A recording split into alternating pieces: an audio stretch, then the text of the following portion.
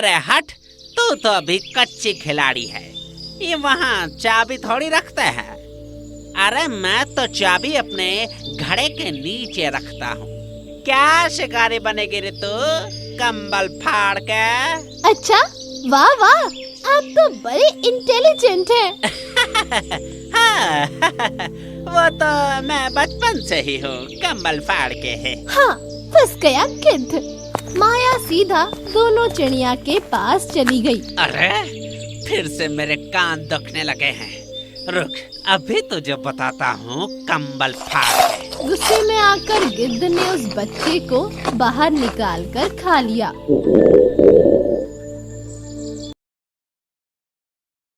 अरे यार, आज मुझे कोई शिकार मिलेगा या नहीं?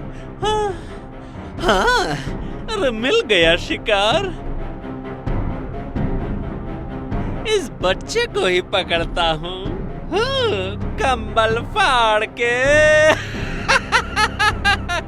चील उस बच्चे को पकड़ ले जाता है।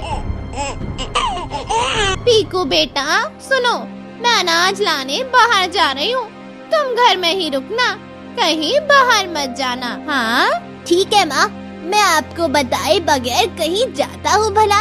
हाँ हाँ हाँ, मैं जानती हूँ, मेरे जाते ही तुम्हें बाहर जाने का मौका मिल जाता है, लेकिन आज मैं जो कह रही हूँ उसे मजाक में मत लो।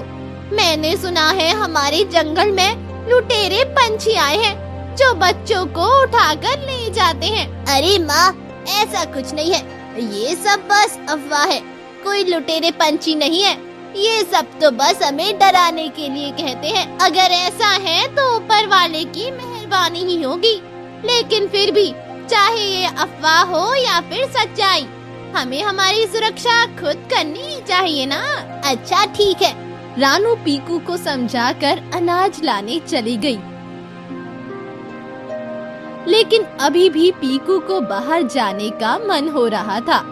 इधर उसे बच्चे की माँ लकड़ी काट कर जब आती है तब वो बच्चा गायब हो चुका था। अरे मेरा बच्चा कहाँ चला गया? कहीं उसे जंगली जानवर तो नहीं लेकर? नहीं नहीं, ये नहीं हो सकता। माया का दिल धक धक करके धड़कने लगता है और माया अपने बच्चे को इधर उधर जंगलों में ढूंढने लगती है। हे भगवान, मेरा बच्चा मेरा बच्चा पता नहीं कहाँ गायब हो गया। ना मैं लकड़ियाँ काटने आती और ना ही मेरा बच्चा गायब होता। मुझसे बहुत बड़ी गलती हो गई भगवान। मेरा बच्चा मुझे वापस दिला दीजिए। मैं किसके सहारे जीऊंगी? मेरा बच्चा मुझसे दूर हो गया। अरे ये घर में बैठना कितना बोरिंग है, अब मैं घर में अकेला क्या खेलूंगा भला? इधर पीकू का दोस्त मंटू वहाँ पर आ जाता है। अरे पिक्कू, क्या कर रहे हो? चलो हम बाहर खेलने चलते हैं। क्या? बाहर नहीं मंटू, माँ ने मुझे बाहर जाने से मना किया है। वो क्या है ना, बाहर लुटेरे पंछियों का डर है ना। अरे कोई लुटेरे पंछी नहीं है, वो तो बस हमारी माँ ने हम बाहर न जाए इसलिए अफवाह फैला रखी है। मेरी मम्मी भी मुझे बाहर जाने से रोक रही थी, लेकिन मैं उन्हें मीठी मीठी बातों में फंसाकर यहाँ भाग आया। अब चलो हम खेलने चलते हैं, चलो। अच्छा चलो, लेकिन ज्यादा दूर नहीं जाएंगे, माँ के आने से पहले हमें घर लौटना होगा। अरे हाँ हाँ ठीक है पिक्कू, ठीक है। दोनों बच्चे खेलने चले गए। वो इस बात से बिल्कुल अनजान थे कि जंगल में सच में लुटेरा पंछी आया है। वो दोनों खेलते खेलते थोड़ी दूर चले गए, जहाँ पर एक शिकारी शिकार की राह देख रहा था। वो दोनों बच्चों को देख लेता है। अरे वाह, अरे वाह वाह वाह वाह वाह वाह, आज तो किस्मत मेहरबान है, इसलिए ये गिद्ध पहलवान है।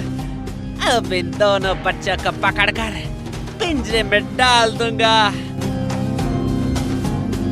हाँ, पकड़ लिया कंबल फाड़ के।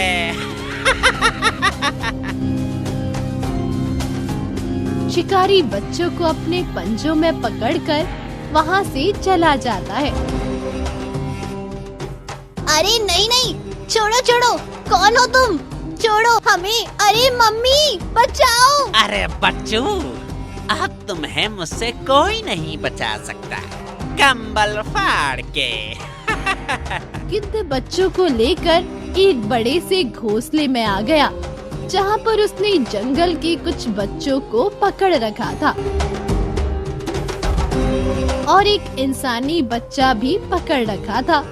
उसने पीकू और मंटू को भी उसी पिंजरे में कैद कर दिया। अरे अरे, कौन हो तुम? हमें छोड़ो, हमें मम्मी।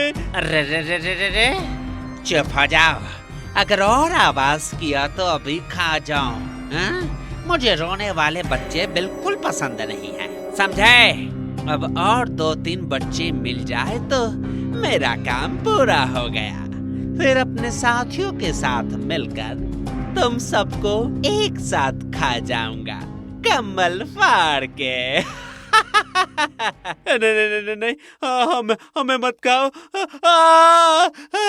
अरे फिर से मेरे कान दुखने लगे हैं, रुक अभी तुझे बताता हूँ कंबल फाड़ के।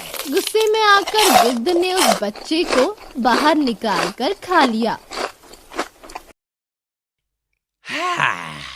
अब शांति लग रही है। देखा तुम सबने, मैं सिर्फ बातों का गिद्ध नहीं हूँ, कंबल फाड़ के।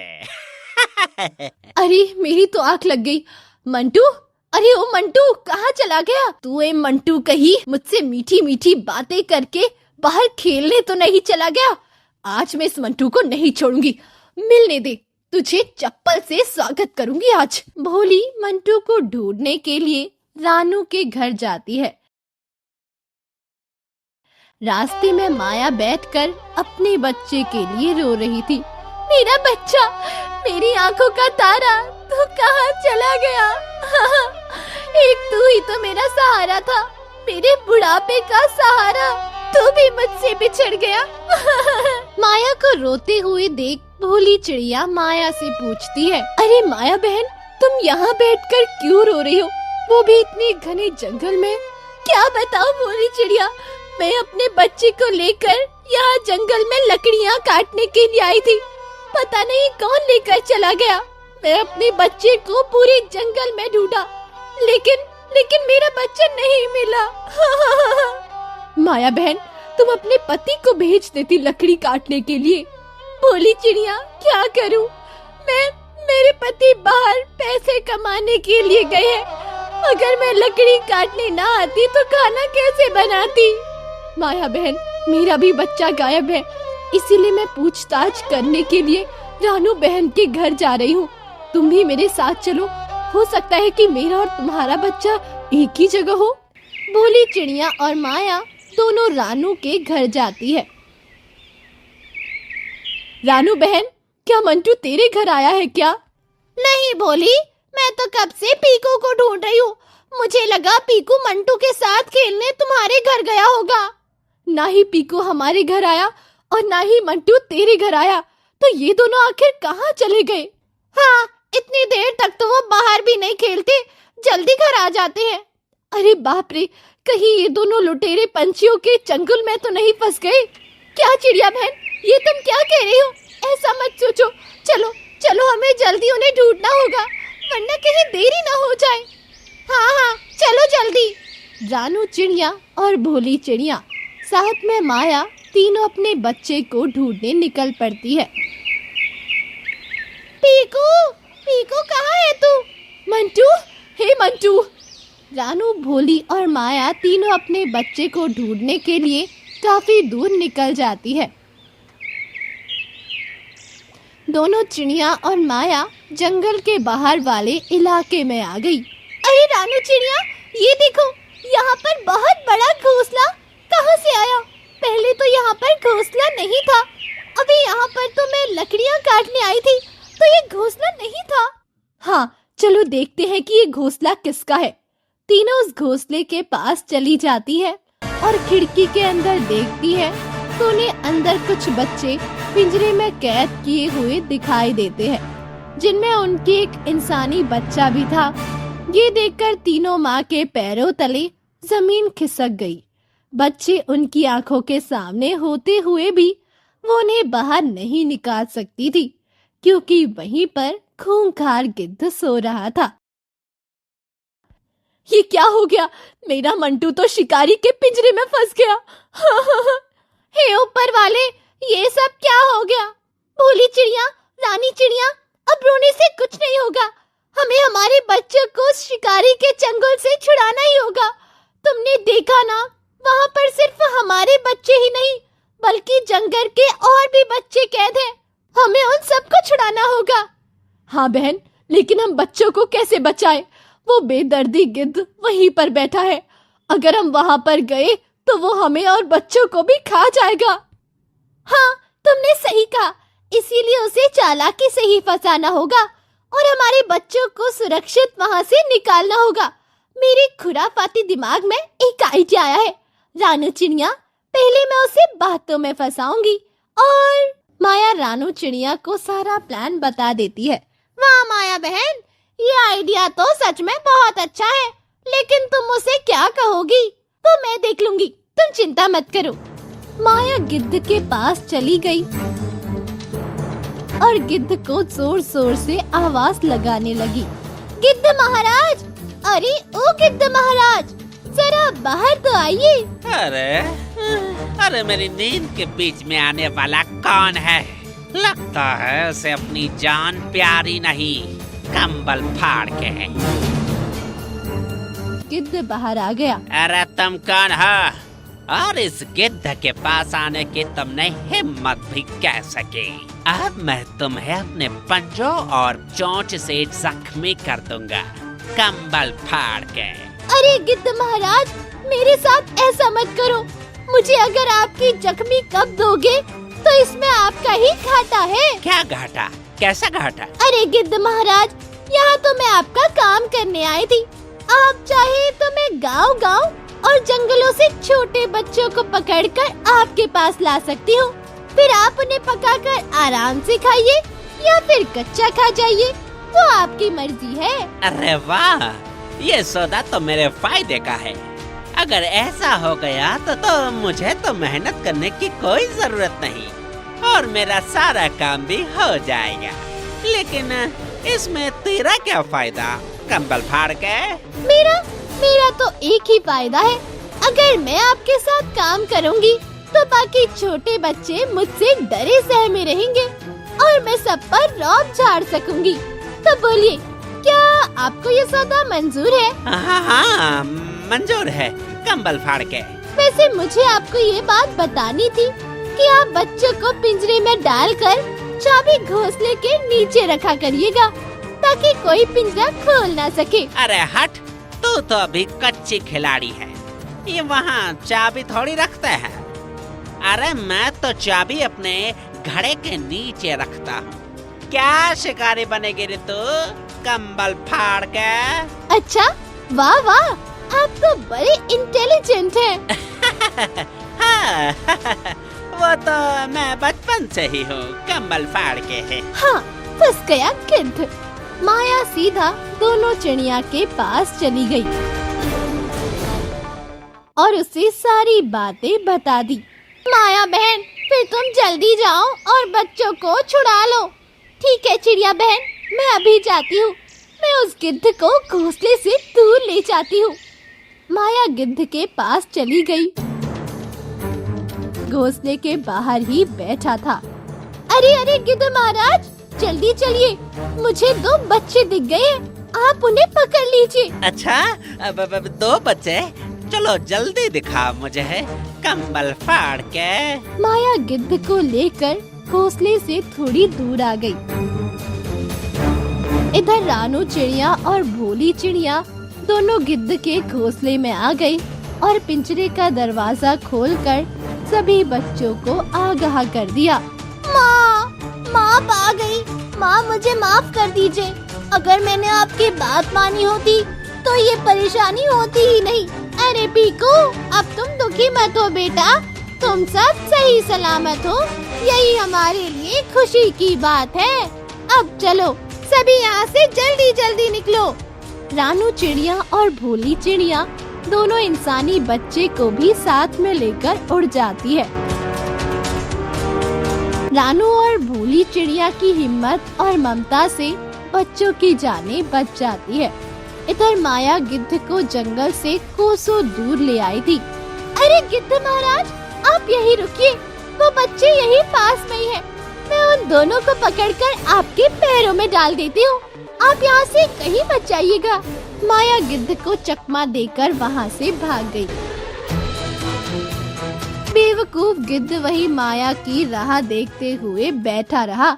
इधर माया को दोनों चिड़िया इंसानी बच्चे को माया के हवाले कर देती है और माया खुशी खुशी अपने घर चली जाती है।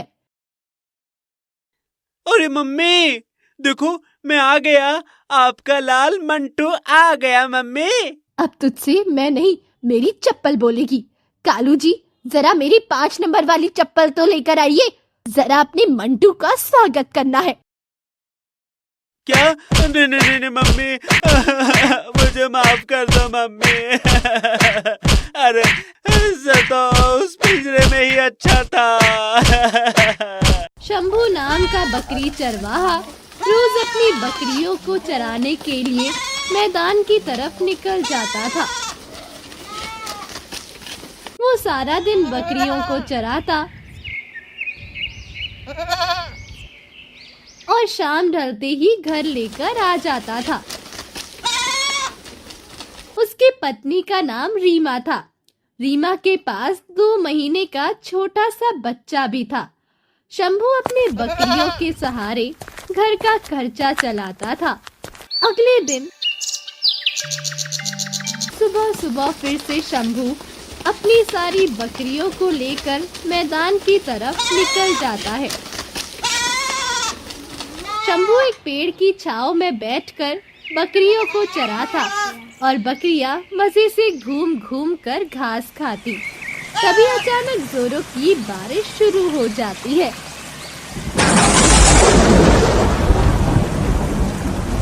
हे भगवान, बहुत जोरों की बारिश शुरू हो गई है और लगता है तूफान भी आने वाला है।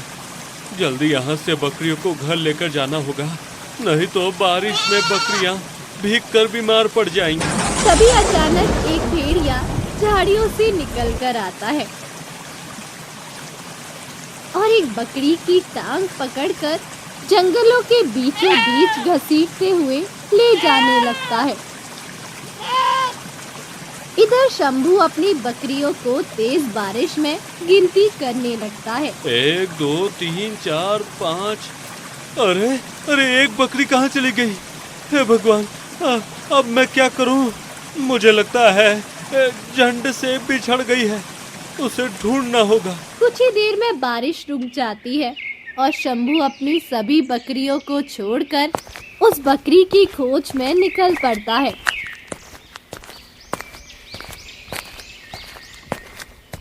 हे भगवान, मैं तो हर जगह अपनी बकरियों को ढूंढ चुका हूँ, लेकिन वो मेरी बकरी कहीं भी नहीं दिखाई पड़ी।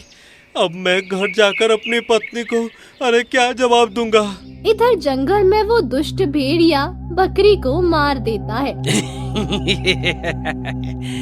आज तो इस बकरी का मांस खाकर मजा ही आ जाएगा।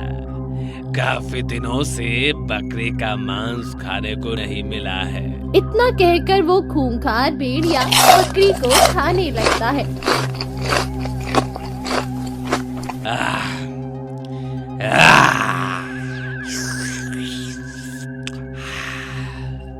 वाह, क्या स्वादिष्ट मांस है। बिल्कुल गले को नमकीन करते हुए उतर रहा है। चलो जल्दी जल्दी खा लेते हैं, अगले दिन दूसरा शिकार ढूंढूंगा। उसी जंगल में बल्लू नाम का एक सारस भी रहता था, जिसकी जिंदगी में जीने का तरीका बाकी पक्षियों से बहुत ही अलग था। बेवकूफ जानवर रोजाना घंटों मेहनत करके खाना ढूंढ पाते हैं, फिर खूब मशक्कत करके उनके घर लाते हैं, तब उनको खाना नसीब होता है। लेकिन मेरा हिसाब सबसे अलग है। इतना बोलकर उड़ते हुए वो एक चिड़िया के पास आता है। अरे मीनू चिड़िया, मैं कब से वहाँ तुम्हारी राह देख रहा था, पर तुम हो कि आई ही नहीं, इसलिए मैं ही तुम्हारे घोंसले के पास आ गया। तुम जरूर मेरा खाना चुराना चाहते होंगे, इसीलिए मेरे घोंसले के पास आए हो। अरे वो बात नहीं है। अभी तुम्हारा छोटा भाई हमारे पास आया था, बहुत रो रहा था। क्या मेरा भाई रोते हुए तुम्हारे पास आया? तुमने पूछा नहीं उसके रोने की वजह क्या है? मैंने बहुत कोशिश की, पर उसने बताया कि तुम्हारी मम्मी के दोनों पंख कट चुके हैं और वो अभी आखिरी सांसें गिन रही हैं। क्या क्या कहा तुमने? मेरी माँ आखिरी सांसें गिन रही है? ये सुनकर मीनू चिड़िया को एक झटका सा लगा। वो अपनी आंखों में आंसू लिए झटपट वहाँ से उड़ गई।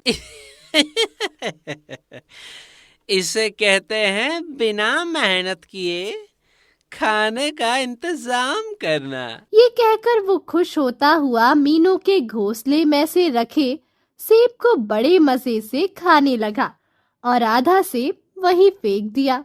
इधर जब शंभू को घर लौटने में काफी देर हो जाती है तो उसकी पत्नी अपने बच्चों को साथ में लेकर शंभू को ढूंढने निकल पड़ती है। काफी शाम हो चुकी है, लेकिन अभी तक चिंटू के पापा बकरियों को लेकर घर वापस नहीं आए। कहीं उन्हें जंगली जानवर तो नहीं, ऐसा नहीं हो सकता। मैं उनको जरूर ढूंढने जाऊंगी। रीमा कुछ आगे कदम बढ़ाती तभी एक खूंखार सियार बच्चे को छीनकर भाग जाता है। वो खूंखार सियार भागते भागते काफी दूर निकल जाता है, लेकिन कुदरत को कुछ और ही मंजूर था। वही सारस उड़ते हुए कहीं जा रहा था, तभी उसको बच्चे के रोने की आवाज सुनाई देती है। अरे ये बच्चे के रोने की आवाज है।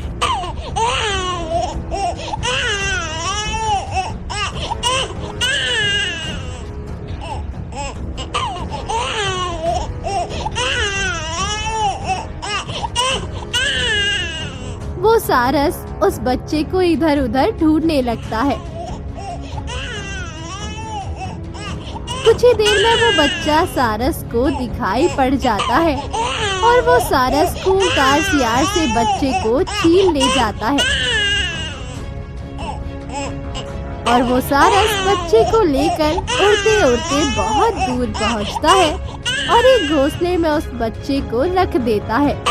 वो बच्चा काफी ज्यादा भूख के मारे रो रहा था।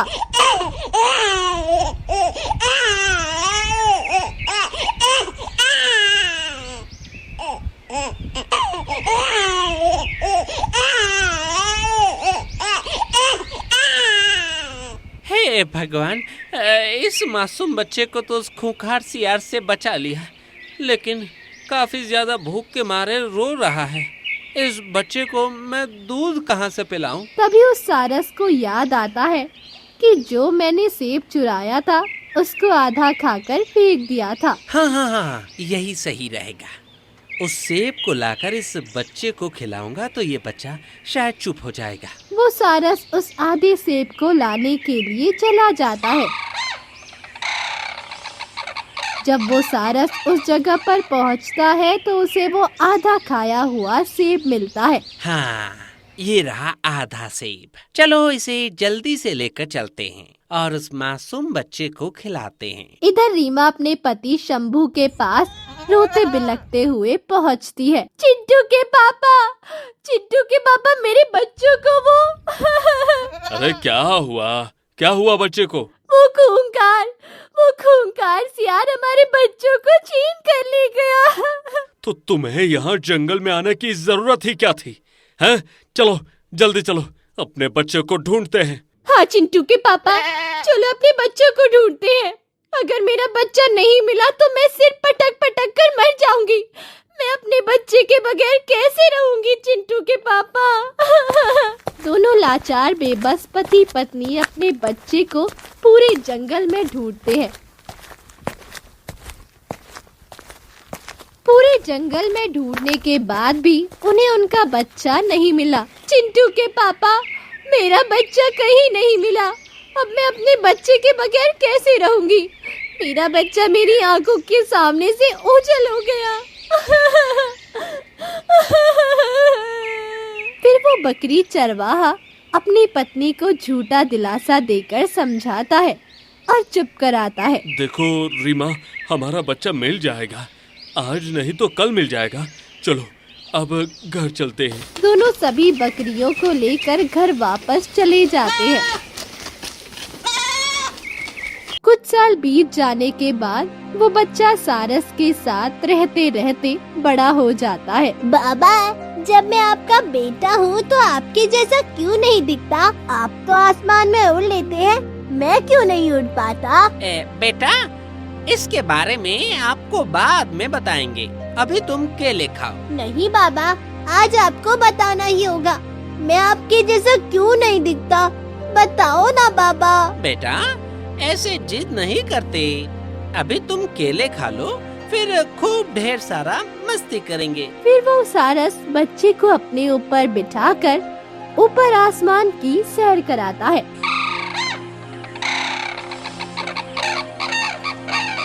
बाबा, आसमान में ऊपर कितना अच्छा लग रहा है, ठंडी ठंडी हवा चल रही है। बाबा, आप मुझसे वादा करो कि मुझे ऐसे ही रोज ऊपर घुमाओगे। हाँ बेटा, हम तुम्हें रोज ऐसे ही ढेर सारा मस्ती कराएंगे। सारस और बच्चा दोनों मस्ती करते करते उस स्थान पर पहुंचते हैं जहां पर हर रोज शंभू अपनी बकरियों को चराने आता था। बाबा, वहाँ देखिए, ढेर सारी बकरियाँ घास खा रही हैं। आप हमें वहाँ लेकर चलिए ना। दोनों उसी स्थान पर नीचे आते हैं जहाँ पर शंभू और उसकी पत्नी दोनों बकरियों को चरा रहे होते हैं। सारस थोड़ा आगे बढ़कर चुगने चला जाता है और वो बच्चा बकरियों के पास खेलने के लिए चला जाता है। तभी शंभू की नजर उस बच्चे पर पड़ती है। अरे ये छोटा सा बच्चा इतने सुनसान जगह में कहाँ घूम रहा है? हाँ जी, चलो उसके पास चलकर पूछते हैं। अरे बेटा, तुम इस सुनसान स्थान पर अकेले कहाँ घूम रहे हो और तुम्हारे माँ बाबा कहाँ हैं? हाँ बेटा, तुम्हें सुनसान स्थान में डर नहीं लगता? और तुम्हारे माँ पापा कहाँ हैं? वो रहे मेरे बाबा, और मेरी माँ नहीं है, और मेरे बाबा दुनिया के सबसे अच्छे बाबा हैं। मैं उन्हीं के साथ रहता हूँ। बेटा, ये कैसे हो सकता है? वो तो एक पक्षी है, उसके साथ तुम कैसे रह सकते हो? नहीं, मैं अपने बाबा के ही साथ रहता हूँ। चलो मैं अपने बाबा से मिलवाता हूँ। हाँ बेटा, मैं आपके बाबा से जरूर मिलना चाहती हूँ। चलो हमें उनके पास लेकर चलो। वो बच्चा शंभू और शंभू की पत्नी दोनों को लेकर उस सारस के पास जाता है। बाबा, देखो ना, ये लोग बोल रहे हैं कि आप एक पक्षी हो और तुम्हारे साथ मैं कैसे रह सकता हूँ? हाँ, ये सच है। जब ये बच्चा बहुत छोटा था तो मैं इसे किसी न किसी तरीके से पालन पोषण करके इतना बड़ा किया हूँ। ये बच्चा मेरे साथ ही रहता है। सारस के इतना बोलते ही शंभू और शंभू की पत्नी दोनों चौंक कर आश्चर्यचकित हो जाते हैं और रीमा को अपने बचपन का बच्चा उसकी नजरों में दिखने लगता है और रीमा फूट फूट कर रोने लगती है। मेरा बेटा, मेरा लाल, तो इतने दिनों से कहा था, इतने दिन से मुझसे तो दूर रहा। फिर सारस बीती हुई पूरी कहानी बताता है। सारस के इतना बोलते ही रीमा अपने बच्चे को सीने से लगाकर फूट फूट कर रोने लगती है। मेरा बेटा, मेरा लाल, अब तुझको अपने आप से कभी भी अलग नहीं होने दूंगी मैं। चलो बेटा, चलो अपने घर चलो, मैं ही तुम्हारी माँ हूँ। लेकिन वो बच्चा अपने माँ के साथ जाने के लिए राजी नहीं होता है और वो सारस भी काफी ज्यादा मन ही मन उदास हो जाता है। जाओ बेटा, जाओ, यही सच्चाई है कि असली तुम्हारी माँ यही है। नहीं बाबा, मैं आपको छोड़कर नहीं जा सकता। मैं आपके बगैर कैसे रहूँगा बाबा? आप मुझे इतना लाड प्यार करते हैं और हमें इतना बड़ा किया, तो मैं आपको छोड़कर कैसे जा सकता हूँ? वहीं बगल में खड़ा शंभू सभी लोगों को समझाने की कोशिश करता है। सारस भाई, आप हमारे साथ चलिए और हमारे परिवार का हिस्सा बन जाइए। इससे आपका बच्चा आपकी नजरों के सामने रहेगा और हमारा भी बच्चा हमारे साथ रहेगा और घर में खुशहाली ही खुशहाली रहेगी। भाई, मैं आपके साथ नहीं रह सकता क्योंकि मेरा जीवन जंगलों में ही संभव हो सकता है। मेरे सारे मित्र और मेरा परिवार जंगल में ही रहता है। मैं आपके परिवार का हिस्सा नहीं बन सकता हूँ। आप अपने बच्चे को ले जाइए क्योंकि आपका खून है। आप सब लोग खुश रहेंगे। आपकी खुशी में मैं भी खुश रहूंगा। शंभू और शंभू की पत्नी अपने बच्चे को लेकर घर चले जाते हैं। इधर सारस मन ही मन अंतरात्मा से खूब रोता है और वो उड़ते हुए जंगल की ओर निकल जाता है। काफी दिन बीत जाने के बाद बच्चे के बिछड़ने के गम में उसके मन में आलसीपन और सभी पक्षियों से घृणा होने लगती है। सभी पशु पक्षियों से खाने पीने की चीज छीन लेता है। उसी जंगल में एक मेहनती चींटी भी रहा करती थी और इसी चींटी को वो सारस देख रहा था। उफ, कितनी भारी चीनी है। इसको यहाँ तक लाते हुए मेरी तो हालत ही खराब हो गई। चींटी ने उस चने को थोड़ा सा खाया। अब उसका वजन थोड़ा सा हल्का हो गया था। उसने फिर से उस चने को उठाया और गुफा की तरफ चल दी। अरे चींटी बहन, क्या कर रही हो तुम? तुमने अपना पेट तो भर लिया, अब तुम बचे हुए दाने को कहाँ लेकर जा रही हो? मैं रोजाना आधा खाना खाती हूँ और आधा बचाकर अपने घर में रखती हूँ जो कि इस गुफा में है। क्या बेवकूफी है। भला आधा बचाकर रखने से फायदा ही क्या होता है? उसको उठाकर घर तक लाने में तुमको परेशानी नहीं होती? होती है, लेकिन अपने अच्छे कल के लिए हमें थोड़ी परेशानी तो उठानी ही पड़ती है।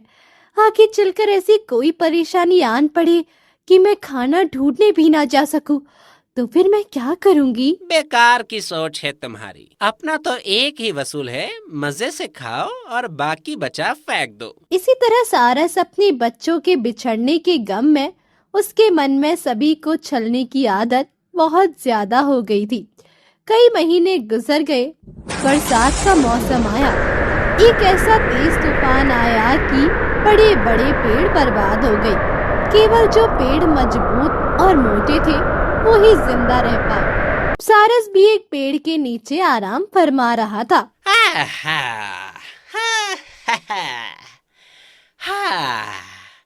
क्या मस्त हवा चल रही है। काश ऐसे ही लेटा रहूं और कोई आकर मुझे मुंह में अंगूर के दाने डालते रहे।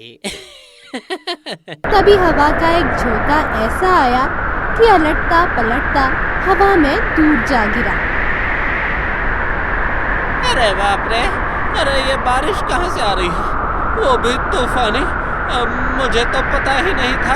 उसने देखा कि आसपास के पक्षियों के आशियाने भी खत्म हो रहे हैं। अरे ये क्या हुआ? मैंने तो इस बारे में सोचा ही नहीं था। अब वो तेज बारिश में उड़ भी नहीं पा रहा था। हवा के झोंके उसे आगे बढ़ने नहीं दे रहे थे और वो पीछे की तरफ जा रहा था। अब तो मुझे किसी की मदद लेनी पड़ेगी। ये सोचकर वो मीनू चिड़िया के पास गया जो कि अपने भाई के लकड़ी के घर में ठहरी थी। मीनू चिड़िया, अरे ओ मीनू चिड़िया। उसकी आवाज सुनकर दरवाजा खुला और मीनू बाहर आई। मीनू चिड़िया, मुझे भी अपने घर के अंदर ले लो। मेरा तो कोई घोंसला है ही नहीं और मेरी तबीयत भी ठीक नहीं है। तुम्हारे कौन से एहसान के बदले में तुम्हारी मदद कर दूं? बताओ। मैं मुसीबत में हूँ। तुमने उस दिन मेरी मम्मी के पंख टूटने की झूठी खबर सुनाकर मुझे कितना परेशान किया था। मैं भूखे पेट उड़ चली थी। अब तुमको समझ आएगा कि भूखे पेट मुसीबत का सामना करना और मेहनत करके खाना कितना मुश्किल होता है। ऐसा कहकर उसने दरवाजा बंद कर दिया। अब सारस को अपनी गलती का एहसास हो रहा था। ना ही मेरे कर्म अच्छे थे और ना ही मेरा स्वभाव, तभी कोई मेरी मदद करना ही नहीं चाहता। ये सोचकर वो वहाँ से आगे बढ़ गया उसने देखा कि वही चींटी अपनी गुफा के बाहर खड़ी है और उसके हाथ में एक पेड़ का पत्ता है। अरे चींटी, तुम ये क्या कर रही हो? मेरी गुफा के अंदर मेरी मेहनत का जमा किया हुआ खाना है और पानी भी इस रास्ते से होकर जा रहा है, इसीलिए इस पंख के सहारे पानी को गुफा में जाने से रोक रही हूँ। क्या मैं भी तुम्हारी गुफा में रुक सकता हूँ चींटी? बिल्कुल रह सकते हो सारस भैया, अंदर मैंने बहुत सारा खाना जमा कर रखा है, उसके सहारे तुम कई दिनों तक बिना कहीं जाए आराम से गुफा में रह सकते हो। मैं तो वैसे भी इस तूफान के थमने तक इसी तरह पानी को अंदर जाने से रोकने के लिए खड़ी रहूंगी। चींटी के ये वचन सुनकर सारस का दिल पिघल गया। मैंने तो तुम्हारी एक दाना उठाने में भी मदद नहीं की थी, और तुम हो जो अनाज तुमने पूरे महीने मेहनत से इकट्ठा किया है उसको मेरे हवाले कर रही हो। तो और क्या कर सकती हूँ सारस भैया, ये इसीलिए तो इकट्ठा किया था कि मुसीबत में काम आए, फिर चाहे मैं खाऊं या कोई और खाए। तुम्हारी ये हिम्मत और दरिया दिल देखकर अब मुझ में भी मेहनत करने की भावना जाग चुकी है। अब देखो मैं क्या करता हूँ। अब वो सारस वहाँ से उड़ा और फिर मुंह में कंकड़ उठाकर ले आया और फिर उसको चींटी के सामने डालकर फिर से उड़ गया। इसी तरह उसने दूसरा कंकड़ भी लाकर चींटी के सामने रखा।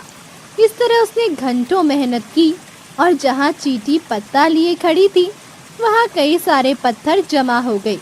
एक दीवार सी बन गई जिससे पानी टकराता हुआ आगे बढ़ने लगा। अरे वाह सारस भैया, आपने तो बहुत बड़ी दीवार बना दी, अब तो पानी कभी भी इस गुफा के अंदर नहीं आ पाएगा।